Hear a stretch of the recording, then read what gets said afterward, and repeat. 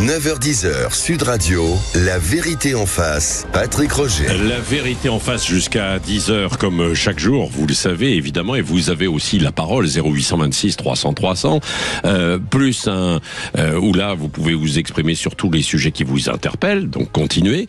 Et là nous allons évoquer, comme chaque mercredi, nous retrouvons Thomas Guénolé. Bonjour Thomas. Bonjour. Et Elisabeth Lévy qui est déjà là. Nous allons revenir sur un sujet qui occupe la une depuis le début. Depuis ce week-end, c'est l'agression du rabbin d'Orléans, et puis pointer du doigt la France insoumise qui a été critiquée, etc. Elle en profite aussi pour rappeler le passé du Rassemblement national et renvoyer la balle, si je puis dire, en fait, vers le RN. Le RN, d'ailleurs, au passage, c'est intéressant parce qu'il y a un déplacement, je crois que c'est aujourd'hui, hier soir, de Jordan Bardella, le président du Rassemblement national, mais il y a aussi Marion Maréchal. Alors, qui n'est pas au RN, elle, hein, ou alors, bon, mais qui est aussi en Israël. D'abord, sur LFI, par rapport justement à l'antisémitisme. On va pas revenir sur toutes les déclarations, mais tout de même, quoi, sur le fait qu'il dégage de l'autre côté dans le camp du RN. Ça se balade entre les deux extrêmes, finalement, quoi, ces accusations. Thomas Guénolé. Oui, alors, il me semble que ce qui transforme la situation, c'est une erreur absolument gigantesque de Jean-Luc Mélenchon et de son entourage dans la gestion de crise de l'affiche préparée par la France Insoumise sur Cyril Hanouna. Alors, oui, c'est vrai. Il se trouve que Cyril Hanouna, je travaille avec lui. Par ailleurs, c'est un pote à titre personnel, donc je le mentionne par transparence. Hein. Donc, néanmoins, même si c'était quelqu'un que je connaissais pas, je dirais exactement la même chose. C'est-à-dire que c'est une affiche qui reprenait, elle a été retirée depuis, mais c'est une affiche qui reprenait les codes de l'antisémitisme classique, si vous me permettez l'expression. Non, pas classique. C'est pas classique au sens des années 40, c'est-à-dire nazi. Oui, enfin, le classique, c'est pas celui-là. Pour moi, c'est mais d'accord. Non, mais je veux bien qu'on y regote, mais si je pouvais. Nazi, faut le dire. C'est pas les codes de n'importe lequel. Si tu veux, donc reprenez les codes de. C'est pas pour les dédouaner, hein, je sais pas si c'est clair. Bon, d'accord, je recommence. L'affiche LFI en question, je dis qu'effectivement, elle reprenait les codes de l'antisémitisme. Qu'LFI aurait dû, au minimum, mais c'est vraiment le minimum syndical, reconnaître une faute. Vous voyez, politique et morale. Et puis, quand même, moi, c'est ça qui me stupéfie. LFI aurait dû virer le responsable parce que de deux choses l'une. Soit il est d'une incompétence impardonnable pour quelqu'un qui est censé faire de la communication politique, c'est-à-dire que le type a validé cette affiche-là en ne se rendant même pas compte. Et dans ce cas-là, à ce niveau d'incompétence criminelle pour un parti politique, il doit être viré pour nullité. Bon. Ou alors, en fait, ça lui pose pas de problème parce qu'il est antisémite et il y a d'autant plus de raisons de le virer. Et pourtant, alors je vous parle, aucune sanction n'a été prise en interne à LFI. Ce qui pose d'ailleurs un problème structurel de la maison Mélenchon. Je connais un peu le sujet, je les ai fréquentés. Voilà, pendant 1 an et demi dans ma vie, mais c'est vrai que ma punition pour ça, c'est qu'on m'en parlera jusqu'à la fin de mes jours. Et donc, si vous voulez bien que... Non, je dis juste, c'est un problème structurel de la maison LFI, c'est que dans cette maison, il n'y a jamais d'excuses, il n'y a jamais d'admission d'une faute. Et ça coûte très cher à LFI à chaque fois qu'ils font une erreur injustifiable. Et par ailleurs, au niveau de leur cadre, un problème supplémentaire, moi je viens d'arriver. Un problème supplémentaire, c'est que ils préféreront toujours avoir quelqu'un de nul, mais parfaitement discipliné, à quelqu'un de compétent qui aurait un minimum d'esprit critique chez LFI. Résultat, leur appareil peut faire plein de bourdes pour cette raison structurelle. Excusez-moi, mais mon cher Thomas, votre propos est un peu à côté de la plaque. Parce que vous faites comme si il y avait eu coup de tonnerre dans un ciel serein et dans un parti qui ne s'était jamais distingué par quoi que ce soit sur ce terrain. Tout d'un coup, une affiche, non pas antisémite classique, l'antisémitisme classique, c'est les préjugés anti-juifs des années d'avant, du 19e siècle, de l'affaire Dreyfus. L'antisémitisme nazi, comme dit Bernanos, Hitler déshonore l'antisémitisme. C'est quand même autre chose, c'est l'antisémitisme moderne, industriel et exterminateur. Il faut quand même le dire. C'est pas n'importe quoi.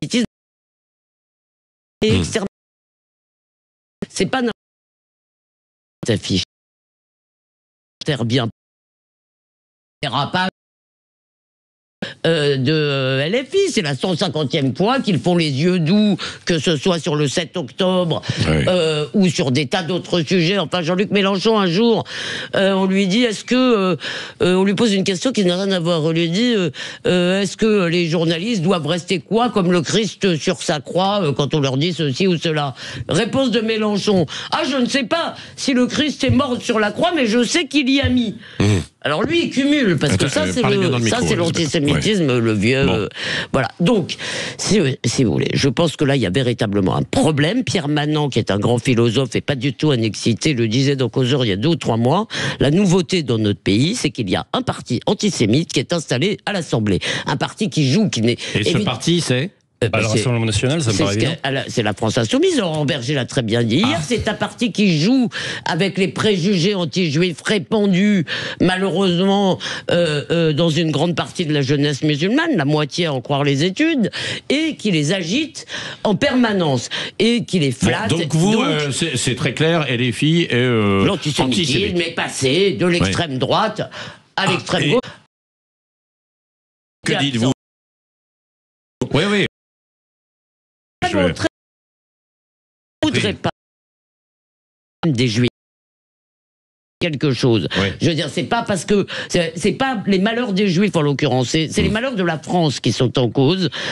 Et évidemment, ça n'est pas le seul problème que pose LFI à la démocratie. Je ne voudrais pas qu'on croie que c'est la seule question. Il y a des tas de questions que pose ce parti qui, pour moi, pose vraiment un problème. Pour Elisabeth, c'est très clair. Vous avez dit, Thomas Guénolé, il y a eu une erreur, mais visiblement, c'était pas une stratégie. Non, je ne pense pas, effectivement. Vous ne pensez pas? Non, je ne pense pas, effectivement. Quand on fait une affiche comme ça, c'est pas... je pense... Alors, pour le coup, pour connaître... Parce que c'est validé à 2-3 reprises, quoi. Pour le coup, pour connaître alors, je pense qu'on surestime une partie des cadres de la France insoumise, c'est-à-dire que je pense que c'est foncièrement, avant tout, un problème d'incompétence et d'inculture politique.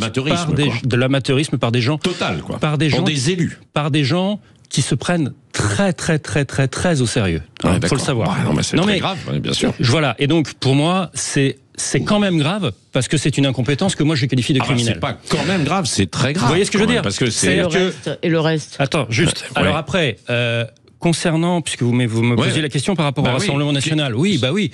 Juste, je vais pas revenir parce que j'ai déjà fait à plusieurs reprises sur le pédigré des fondateurs, du bureau fondateur du Rassemblement national. Le manuel de résistance à l'extrême droite. Merci beaucoup de le citer, mais effectivement, dans le bureau, vous avez un ancien Waffen-SS, un ancien de la milice de Vichy, etc. Donc on a littéralement un parti qui a été... vous estimez que le Rassemblement national est aujourd'hui encore antisémite? Non, là je vous parle des origines. Voilà, le Front National, quand vous prenez le bureau fondateur, ce sont objectivement des nazis, des néo-nazis, des collabos, mais factuel, je veux dire. C'est même pas une invention, je veux dire. C'est même pas une opinion, c'est un fait.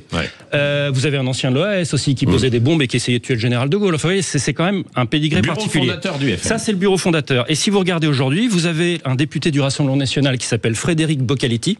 Alors, je cite son nom à l'antenne, donc je m'emprête de préciser que je donne des informations qui sont publiques, sourcées, documentées. Et ce monsieur, c'est l'ancien propriétaire d'une librairie antisémite et négationniste à Toulon, qui s'appelait la librairie Antinéa, du nom du livre, d'un écrivain antisémite bien connu, des spécialistes ou des gens qui ont de la culture littéraire, qui est Charles Maurras. Votre conclusion à partir de là, c'est que le RN, le parti RN est... si vous voulez, ce monsieur, vous pouvez pas d'un côté aller en Israël pour dire l'antisémitisme c'est très grave, et de l'autre avoir un député RN actuel avec ce pédigré-là, et j'ai dit en face à Jordan Bardella la semaine dernière, je lui ai posé la question publiquement, est-ce que vous allez au moins l'exclure avant d'aller en Israël? Et il a botté en touche et il a commencé à parler d'autres choses. J'ajoute qu'il y a aussi l'affaire du bal à Vienne auquel a participé Marine Le Pen. On parle quand même d'un bal organisé par des corporations étudiantes autrichiennes d'extrême droite nostalgiques du Troisième Reich. Et on parle quand même du fait qu'une des organisations participantes, elle était interdite aux Juifs. Alors, je veux bien qu'on me dise tout ce qu'on veut, mais moi j'ai juste une question. Elisabeth Lévy, puis je termine là-dessus. Qu'est-ce qu'elle foutait là? Comme d'habitude, pardon, j'enlève le comme d'habitude. Thomas s'est bien gardé de me répondre. Il nous cite donc deux faits tout à fait problématique, j'en conviens, mais vous ne citez en rien la ligne du parti. Et moi, je vais quand même, là pour le coup, je vous ai dit, c'est pas le problème des Juifs. Parlez bien dans le micro, c'est pas le problème des Juifs, je le répète. L'enjeu, c'est l'avenir de la France. Quelle France nous voulons? En revanche, je pense que les Juifs sont des bons capteurs sur la question de l'antisémitisme. Alors je peux vous dire qu'il n'y en a pas un qui envisagent de quitter la France à cause de Marine Le Pen et de Jordan Bardella, parce que les déclarations répétées de Marine Le Pen et Jordan Bardella et de tas de dirigeants du parti sont plus importantes que le bal de Vienne et que le passé de ce député. Je demande d'avoir d'ailleurs son présent, et si son présent est le même que son passé, vous avez raison. Oui, mais vous pouvez pas me citer un gars quand je vous cite d'un côté une ligne. La ligne, je veux dire, la campagne européenne de la France Insoumise, une ligne, je veux dire, sur un thème nazi. Laissez-moi.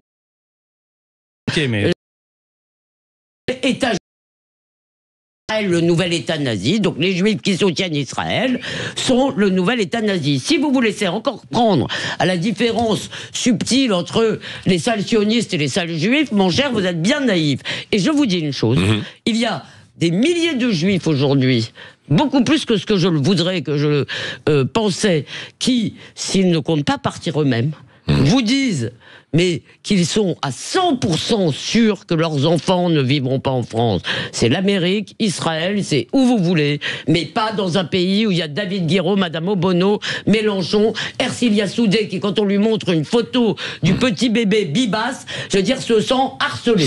Allez, nous allons poursuivre dans un instant et vous répondrez évidemment autour de cette stratégie qui est antisémite.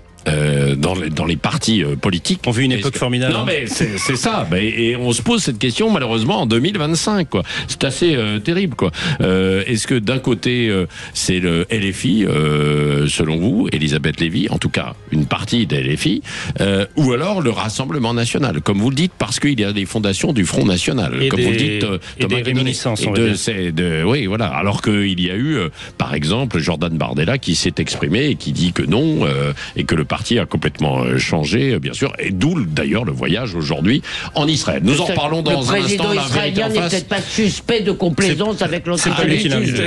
Oui, dans un instant, sur Sud Radio, La Vérité en face. 9h-10h, Sud Radio, La Vérité en face, Patrick Roger. La Vérité en face, il y a une visite aujourd'hui de Jordan Bardella, mais également de la députée européenne Marion Maréchal en Israël. Évidemment, l'objectif pour eux, c'est de montrer que le parti du RN n'est plus antisémite, comme vous l'avez rappelé, Thomas Guénolé et Elisabeth Lévy sont avec nous. Thomas Guénolé, vous avez insisté en fait tout à l'heure, les fondations du FN, il y avait des gens antisémites. En tout cas, littéralement nazi en l'occurrence. Jean-Marie Le Pen a été condamné quand même. Un membre fondateur qui est un ancien Waffen-SS, c'est un nazi. Non mais c'est vrai. Non, c'est vrai, c'est factuel. Après, ne remontons pas à tout parce que Jean-Marie Le Pen a été condamné. la photo de Pétain avec François Mitterrand qui ressort. Là, vous avez vu. Il est déjà dans la résistance à ce moment-là. Jean-Marie Le Pen a été, n'allons pas remonter, si vous voulez, très bien. Jean-Marie Le Pen a été lui-même condamné en 87 pour propos antisémites. Pour apologie de crimes contre l'humanité sur la Gestapo. Le point de détail. Donc, il y a un passé, évidemment, antisémite au RN, on ne va pas le nier. Pour moi, de mon point de vue, et visiblement, c'est un point de vue partagé par pas mal de juifs en France. En tous les cas, si on sent un peu la rue, si on essaye d'écouter un peu les réseaux, etc., je vois que c'est partagé. Le juif de gauche étant une espèce un peu en voie de disparition, et pour cause, ce qui s'est passé. Mais à cause de ça. Parce que les Juifs se sentent en danger quand Monsieur Guiraud prend la parole pour dire que c'est le Israël qui a inventé le 7 octobre. Quand Madame, il a dit bébé dans le four ou je sais pas quoi, c'est Israël qui l'avait fait. Enfin, ils tiennent des propos en permanence. Quand Monsieur Mélenchon, bien avant le 7 octobre d'ailleurs, explique que Jérémy Corbyn a été la chute de Jérémy Corbyn, qui a été viré du Parti travailliste à cause de son antisémitisme, est lié au CRIF qui n'existe pas en Angleterre, au lobby juif. Si vous voulez, il y a une musique. Et là où je trouve ça dégueulasse, c'est qu'en fait, ils prennent vraiment leur électorat des quartiers, ils les méprisent, parce qu'ils les prennent tous pour des antisémites, pour des islamistes, ils ne jouent que là-dessus. Excusez-moi, je ne le crois pas, heureusement, que c'est le cas. Et heureusement, d'ailleurs, sinon, ils voteraient tous pour Mélenchon, ce qu'ils ne font pas. Thomas Guénolé. Et puis vous, au 0826 300 300, évidemment, si vous voulez réagir dans un instant. Je pense qu'en partie, les critiques qui sont adressées à la maison Mélenchon sur un antisémitisme,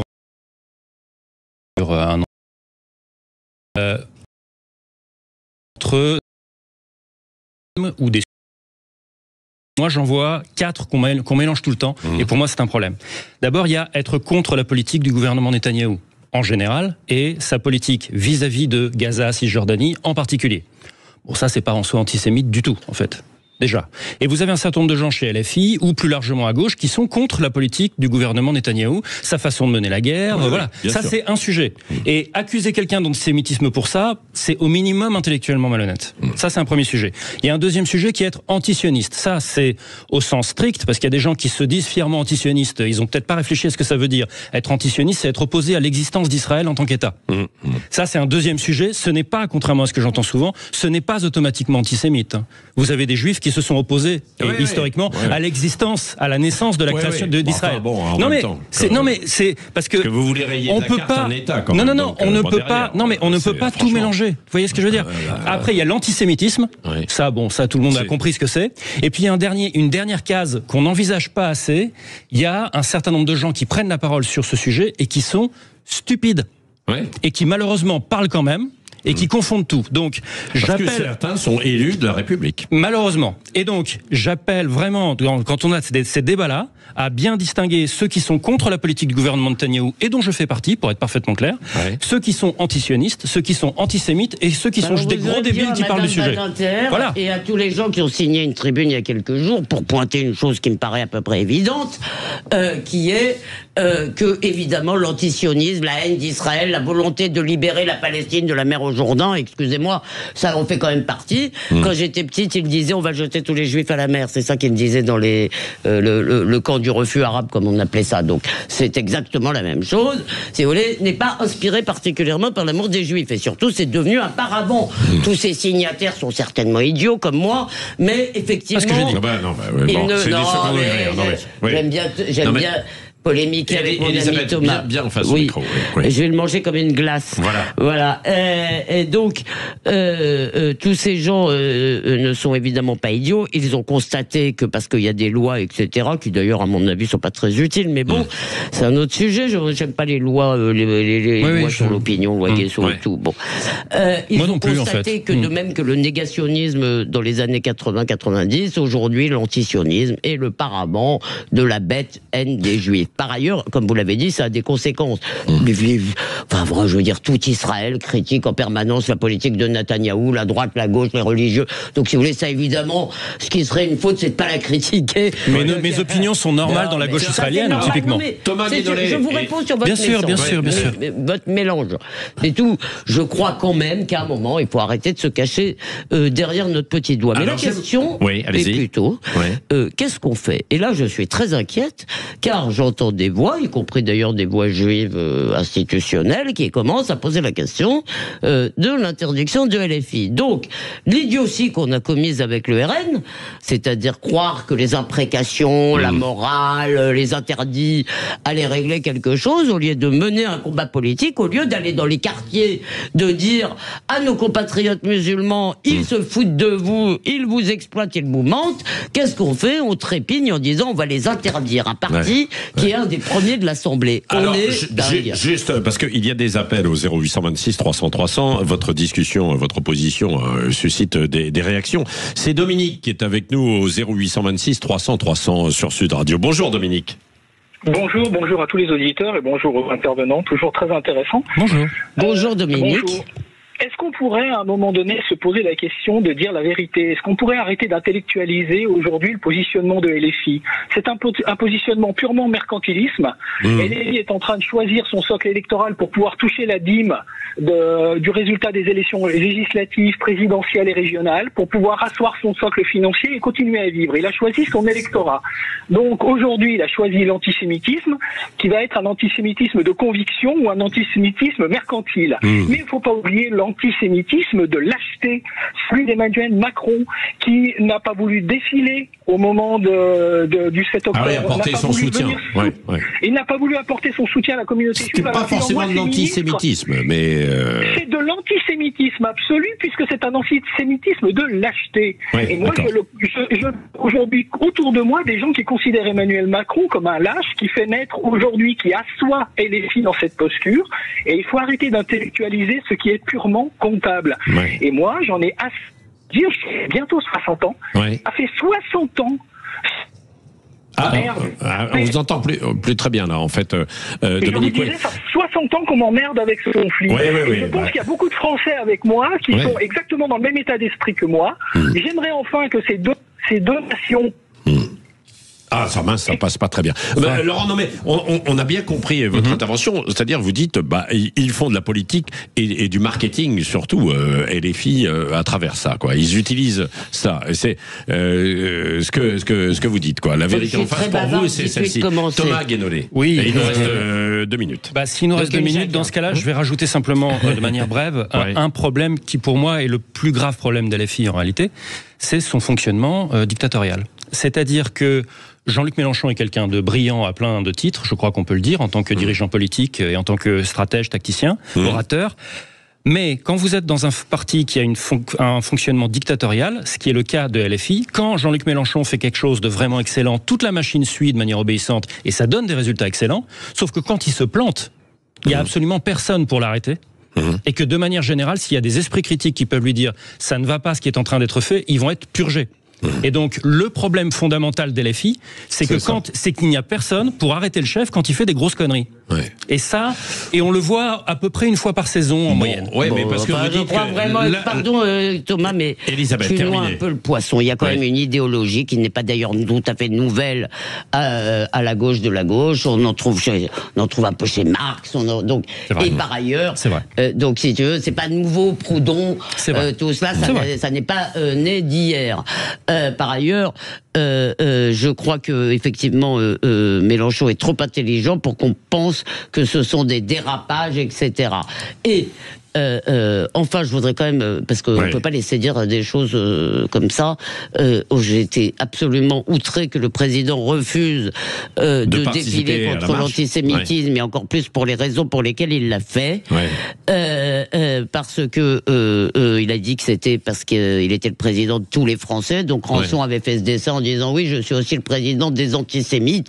Je refuse absolument qu'on le qualifie d'antisémite. Là, il faut quand même raison garder. Et je voudrais relancer, à partir du moment où il n'apporte pas son soutien, il est lâche, de la lâcheté, d'accord, comme on est lâche quand on laisse inculper pour meurtre un policier, etc. Mais on ne peut pas le qualifier d'antisémite. La lâcheté ne vaut pas soutien, je suis d'accord. Merci. En tout cas, c'est intéressant ce que nous disait Dominique. Comme toujours, quand vous vous exprimez, vous nous apportez un éclairage et ce que vous ressentez aussi, bien sûr. Et ça, c'est capital parce que si nous faisons de la radio, c'est pas pour nous, c'est pour vous, avant tout, évidemment, et pour qu'il y ait des échanges. Pour nous, ça n'a pas d'importance. Allez, ça n'a pas d'importance pour nous, évidemment, sur notre intérêt, c'est le vôtre, bien sûr, qui est capital. Dans un instant, Jean-François Aquili, Gilles Gansman, Jean-François qui remplace toujours Valérie Expert, qui devrait être de retour demain, et puis ensuite tous les programmes.